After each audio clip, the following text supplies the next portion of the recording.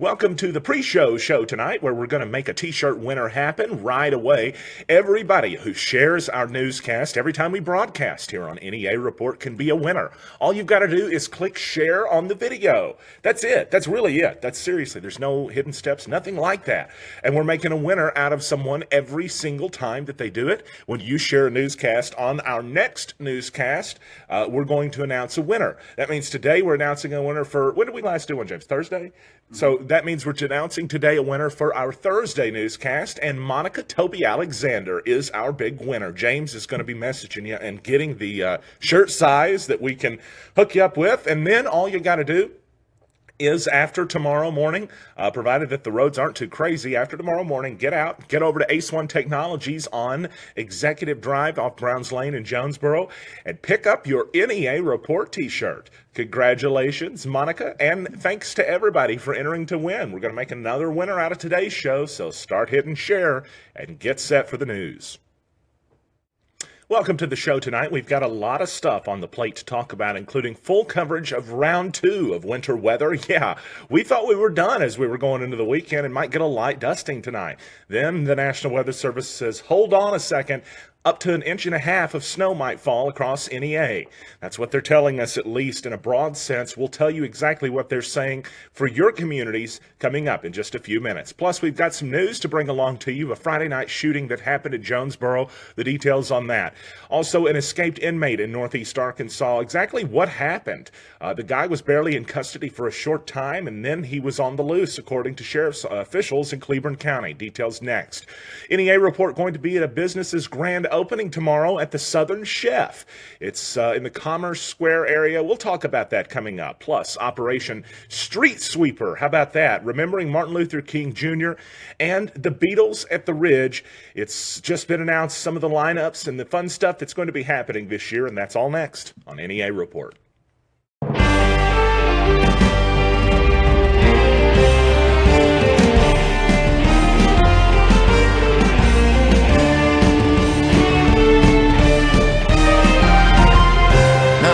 Stan Morris reporting. We begin tonight with winter weather coverage, wall-to-wall, and it's part 2. We just did that, it seems like, but we're back yet again as the National Weather Service is telling us that tonight, once again, we're going to have winter weather moving through. In fact, some snowfall is what it's going to look like tonight. That's the expectation anyway. Expected to see possibly 3 inches south of I-40 and maybe 1 inch to 1.5 inches north of that in communities like Jonesboro, Pocahontas, in Clay County and Greene County, others. We're going to be looking at that right now. Thanks everybody for being with us tonight on the news. We appreciate that so very much. The weather tonight, it looks like it's going to start really this evening at about 6 p.m. is when everybody's going to be sort of watching everything begin to unfold. Now, I just want to begin by mentioning the temperatures are going to be excruciatingly cold, sub-zero wind chills tonight across the northern counties. And for most of Northeast Arkansas, through Tuesday night into early Wednesday as well. Let's take a look at the ideas for some snowfall totals, because what it looks like is really south of I-40 is where the worst of it is going to be. They're talking about 3-inch possibilities south of the I-40 corridor there, and that could really make some travel treacherous for the next several days, especially for those truck drivers that may be headed out and about in that direction. For us, most of us in Northeast Arkansas, we're going to be looking at a less serious situation than our southerly neighbors will, as we're going to be seeing snowfall totals between about 1 inch to 1.5 inches. That's what we're expecting to see the possibility for as we move over the next 24 hours. Now, I'm going to also be reading to you one of the current weather condition statements, because we have a hazardous weather outlook, and then we've also got a weather outlook that's across Northeast Arkansas for the cold temperatures too. So you've got to be careful. Remember, always this time of the year, it's a good time to remember the first responders that are out there and then dealing with the elements as well. Let's open up that winter weather advisory, which begins tonight at 6 p.m. An Arctic front moving through Northeast Arkansas late this afternoon. That's, of course, right now. Moving through this evening, light snow expected to spread south, especially in our area, and it's going to happen overnight. It's going to intensify over west central east central Arkansas, northwest Mississippi, and into much of western Tennessee. That's what the Weather Service office in Memphis says. They're saying plan on slippery road conditions Tuesday morning, including during the morning commute that you've got. Total snowfall accumulations up to 2 inches expected, but it's going to vary depending on where you're at. And we tried to make that kind of map there for you on the screen so you could get an idea of where it's going to be bad, depending on where you are going to be too. Be prepared for reduced visibilities at times, but you also got to be thinking about those wind chills. Because think about it, if you get a flat tire and then you're having to get out and travel, I mean, the wind chills are literally bad enough to where a slip and a fall could leave somebody in a mortal danger in just a very quick amount of time. There's also a wind chill advisory in effect. You guys know what that means. I want to take you through that 5-day forecast now because we do see some temperatures that are brutal in it, and they're going to be brutal for the next several days, but we have relief on the way, which is cool. In a figurative sense, certainly not the literal sense. Here's your New Wave Wireless forecast tonight, home of the $49 iPhone screen repair, and it looks like we have the snow tonight. Starts after 7 with a low around 13 degrees. Unlucky, to say the least, for multiple reasons there, and cloudy otherwise. The wind chill down to 10 to 15 mile per hour winds, and maybe an inch of snowfall expected at least in Jonesboro. Then for the next 6 to 8 hours after that, snowfall likely until about 7 a.m. with mostly cloudy skies throughout the mid-morning and then gradually clearing and cold.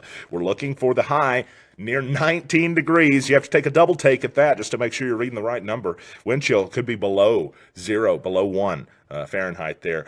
Less than half an inch of snowfall possible. Then Tuesday night, mostly clear, a low around 9, the wind chill below 0. Wednesday sunny and a high around 25. For Wednesday night, clear skies, the low 14. Thursday, sunny skies with a high near 36. Mostly clear Thursday night, the low down to 10. Down to 25. I was looking at the wind values. They are about 10 miles per hour for all of Thursday. Just wanted to mention that because the wind chills will still be nasty there. But good news, because Friday we're seeing a warm-up happen. For the high, 44. For the low, 40. That's pretty nice. We can deal with that. Saturday's even better. I'm not even in the 5-day forecast now. I'm just breaking all kinds of rules. But Saturday, a 20% chance of rain with a high near 56 and a low Saturday night near 51. May see a thunderstorm on Sunday. How about that? Well, as we're going into the weekend, yet another shooting rocked Jonesboro. This time it happened at a trailer park after 9 p.m. on Friday night. It was at 1305 North Floyd Street, where one person was shot, according to Jonesboro Police Department. As you can see on the screen, they got the call just after 9 p.m. on Friday night, but no arrests had been made over the weekend, according to what we know anyway, from Sergeant Cassandra Brandon with Jonesboro Police Department. They're still looking for details on this if you have any. Now, I'm going to pull up the report here and give you as much as I can about this because it's really still masked in most areas. But the victim, said to be 21, the report is calling it a victim shot by a suspect, 2 felonies, including first-degree battery, which would be the gunshot thing, and felony terroristic act. That's the charges listed under there. The resident is said to be a resident there at the trailer park. According to the narrative from Jonesboro Police Department, officers were dispatched to the trailer. It's trailer number 40, where the male subject called saying he had been shot. Upon arrival, officers approached the door, tried to make contact, but they couldn't find anybody at the front door. That's when they had to kick the door in, which, because it was locked, they couldn't get inside. So they kicked it in and cleared the whole residence and began trying to find somebody, and they made contact with the victim lying on the floor. The officers began rendering aid. If you don't think first aid training is important for a law enforcement officer, think again. Oftentimes they're the first one there on the scene as somebody's dealing with something. The subject, it said, had an obvious gunshot wound to the left side of his chest. The subject was conscious and responsive, but he was very pale due to probable blood loss, according to the report. Other officers were clearing the residence, making sure the shooter wasn't still in there. They tried to ask him questions as to who shot him. The victim advised an unknown younger black male wearing a black hoodie and possibly black pants had shot him. The victim said he heard a knock on the door. When he opened the door, he said he was immediately shot. That's what the victim said, at least according to the report. He said he closed the door, locked the door, ran to the bathroom, and called 911. When asked, the victim identified himself to police, his name not released to us yet, As we mentioned, officers set up the scene. They secured it, and then they set up a perimeter. Medic 1 showed up on the scene and began treating him, and he was taken out to a nearby hospital. If you have any information that could help police with this, call Jonesboro Police Department's Crime Stoppers information line, 870-935-STOP. Authorities in Cleveland County made an arrest over the weekend, but they couldn't even get the guy to jail before he allegedly escaped the back of a patrol unit and fled on foot. And I'm guessing the guy was cold over the weekend, too. It happened on Sunday when Ronald Long, Jr., who was said to have multiple felony warrants, was pulled over in a green Ford Thunderbird traveling in the Hopewell area on Sunday. Cleveland County's Sheriff Chris Brown sent out the release that said deputies recognized Long, who has multiple felony warrants for his arrest. The deputies then began a traffic stop. Long, along with another occupant, were taken into custody. But while deputies were searching the vehicle, Long was said to have managed to escape from the backseat of the patrol car where he was being held, fleeing on foot. That's the last we've heard, anyway, about Mr. Long. If you have any idea where his journey may have taken him, short or long, call the Cleveland County Sheriff's Office, 501-362-8143. You can also contact them on Facebook. Cocaine, crack cocaine, meth, and 10 arrests, all part of Operation Street Sweeper, which we learned about over the weekend. The information coming from 2nd Judicial District Prosecutor Scott Ellington, who sent along the press release that said his drug task force, along with Blytheville Police, Mississippi County Sheriff's Department, Osceola and Jonesboro Police, Arkansas State Police, the Arkansas National Guard Counter-Drug Unit, even involved in this one, simultaneously executing search warrants at 5 residences within the city of Blytheville on January 13th. The report said that the occupants of the residences were believed to be working at a neighborhood-based, loosely affiliated criminal organization with ties to drug trafficking and possession of firearms, including assault-style rifles. How about that? The multi-agency raid was a culmination of a 4-month investigation and involved more than 50 area police officers. The search warrants included the primary residence of some of the suspected drug dealers and also their traps. The term trap is something kind of new to me. I was looking at this report, hadn't really heard of that before, except for my mom, who used to run a cleaning company, that said that cobwebs in the corner were a trap for us. Well, this is a different kind. The term trap is a slang used to identify a residence, used solely for the sale of controlled substances. Dealers commonly use the residences to hamper law enforcement investigations and conceal the locations where they store larger amounts of drugs, firearms, and money. The idea is keep it out of your house, right?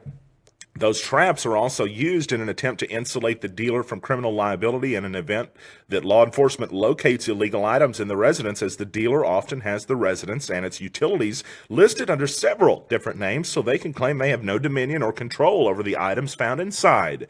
Of course, this makes this investigation of these types of cases more difficult and time-consuming for law enforcement. They have to be making sure that they've got all their ducks in a row before they execute the search warrants. The multi-county investigation resulted in the arrest of 10 individuals. 9 guns were found, along with several amounts of marijuana, crystal meth, and cocaine, crack cocaine, and ecstasy.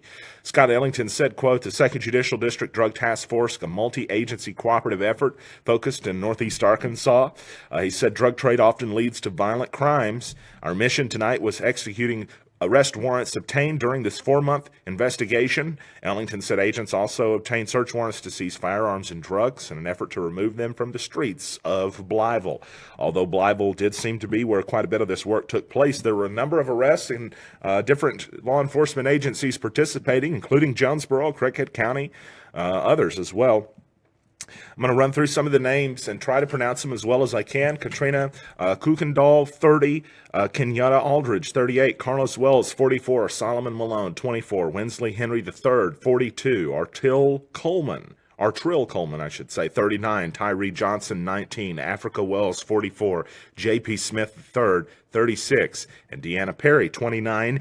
Each will appear before Blytheville District Judge Shannon Langston tomorrow. And all of those arrested presumed innocent until proven guilty.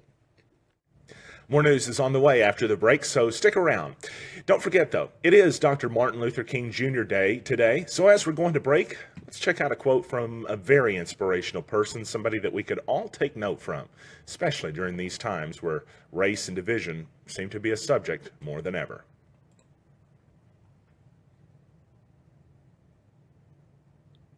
Brothers Flooring on Highway 67 South in Pocahontas has all your flooring covered. Stop by our showroom Monday through Friday 8 to 5 and see all we have. Carpet with pad and install starting at $16.50 a square yard. Laminate with pad installed starting at just $3.25 a square foot. Every name brand of engineered and solid hardwood from $5 a square foot and up. Waterproof vinyl planks, wood look and tile look, attached cork pack starting at $3.49 a square foot installed.